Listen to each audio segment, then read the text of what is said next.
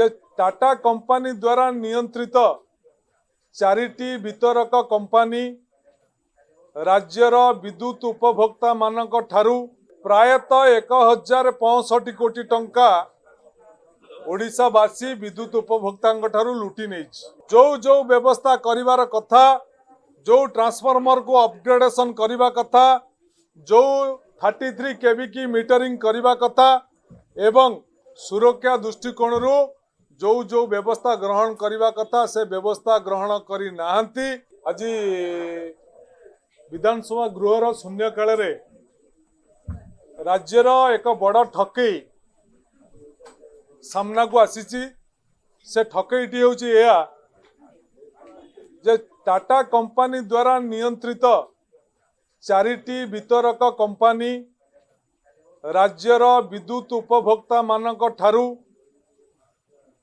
ओडिशा विद्युत नियामक आयोग निर्घंट करिथिबा दर ठारू 36 पैसा हिसाब रे प्रायतः 1065 कोटी टंका ओडिशावासी विद्युत उपभोक्ता ठारू लुटी नहीं।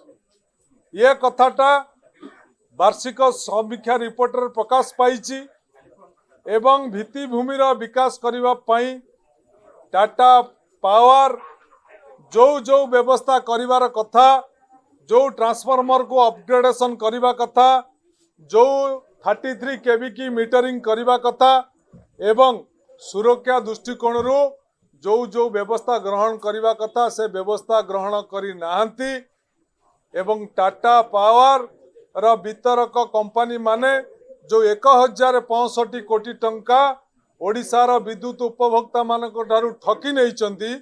तेणु विधानसभा आमर दाबी उक्त अर्थ को सुध सहित उपभोक्ता मानक फेरइबा सहित ठकी थिबा कंपनी विरुद्ध रे कार्यानुष्ठान करा जाऊ।